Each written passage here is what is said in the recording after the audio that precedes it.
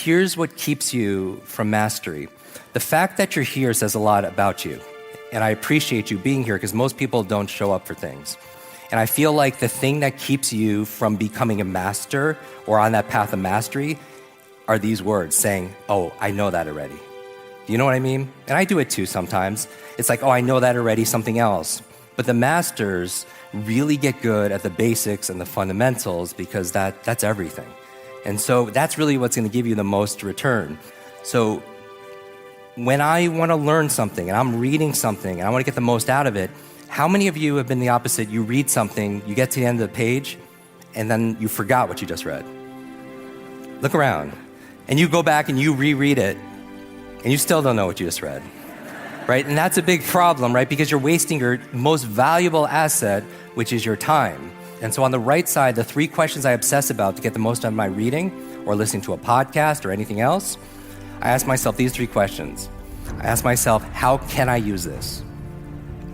Now, it's so basic, but I like to make the things that are going to give you the highest return, I want to make them as simple as possible so you do it.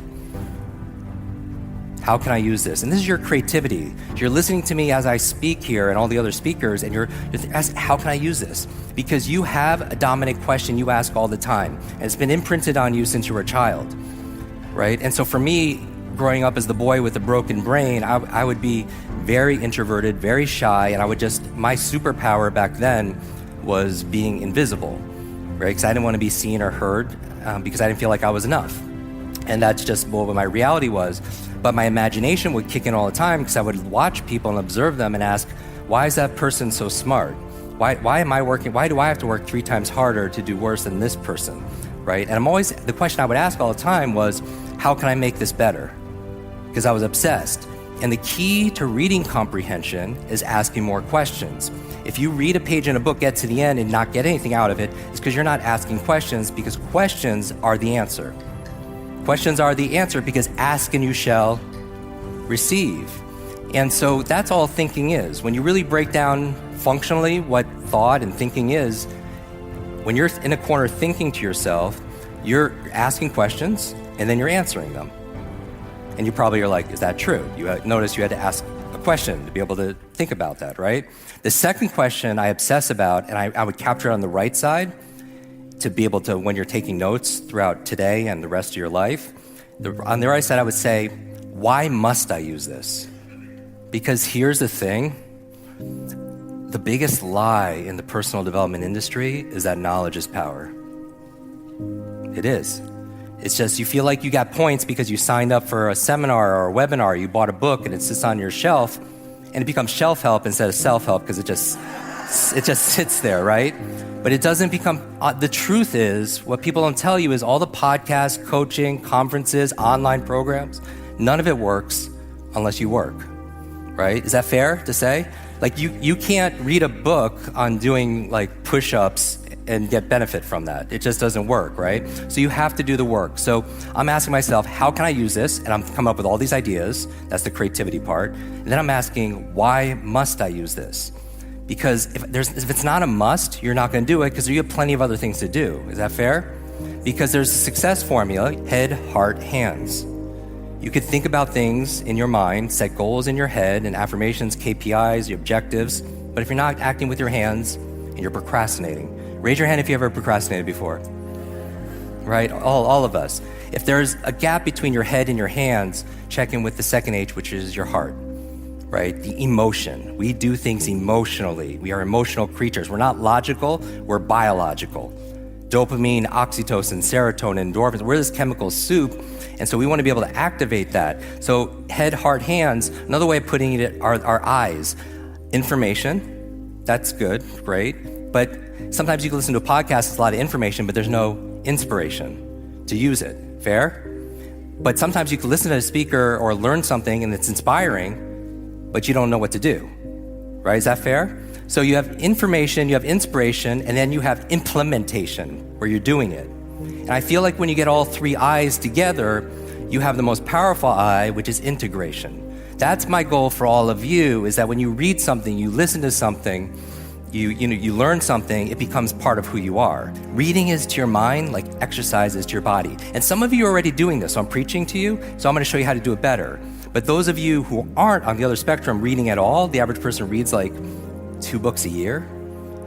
Now, if you're reading like more than that, that means somebody's reading a lot less, right? On the other side.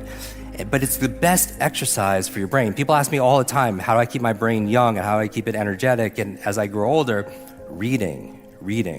But the problem is a lot of people don't indulge in it because they're not good at it. And I wouldn't be playing a lot of golf if I was horrible at it all the time. But in psychology, they have something called the confidence-competence loop. That the more competent you get at something, the more confident you get at it. And then the confidence will make you do it more, and you get more confidence, and then it cycles through in positive momentum, right? And you have examples of that in your own life. So what I'm asking about here, the second part, is the inspiration is why must I use this? And the third question I ask when I'm reading something is when will I use this? So 3 questions. How can I use this? Why must I use this?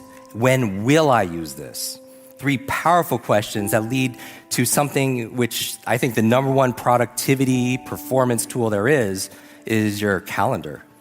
Because a lot of you say you want to work out, or you want to meditate, or you want to do this self-care, and you know self-love and self-care is not selfish, and you know all this stuff, but how does your daily calendar reflect that?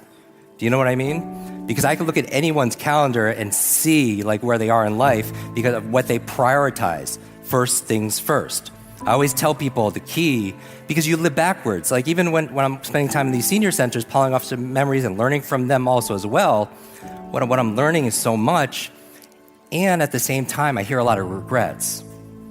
And the number one regret I hear ongoing for 2 decades of doing this is that somehow they lived their life for somebody else in some area of their life, right? And here's the thing, this is not a pleasant conversation, but this is what a coach who cares about. There's a difference between being nice and being kind. Do people feel that?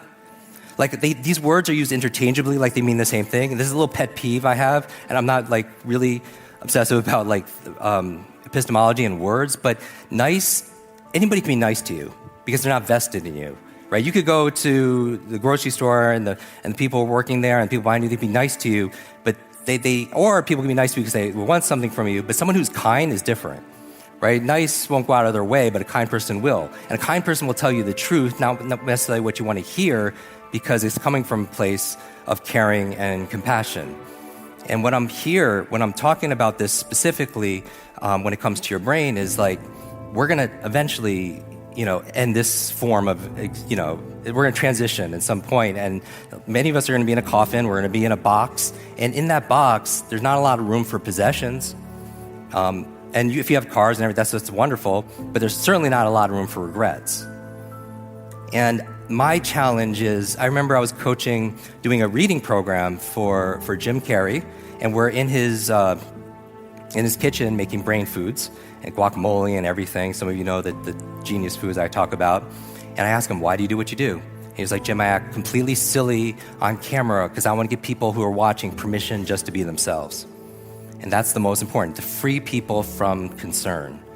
Because here's the thing, if you buy into the opinions of other people, you're going to go broke, right? If you're looking to be fueled by other people's expectations and opinions of yourself, then you're going to run out of gas.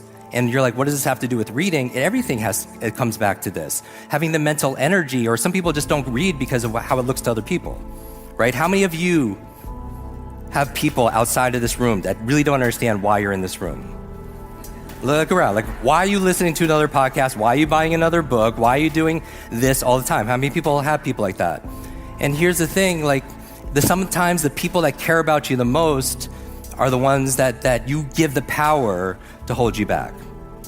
They don't hold you back, but you give them the power to do so. And I'm not saying it's easy when it's your spouse and your family. I'm not at all saying it's easy, because sometimes learning like life is messy. But I'm here to say that the best thing you could do, because you can't change them. How many people realize you can't change another person, right? Think about how hard it is for you to change yourself, and much less change somebody else. And so that's very difficult. But the best thing you could do is be an example, right? That if you're going through difficult times, they can define you, they could diminish you, or they could develop you. But you decide.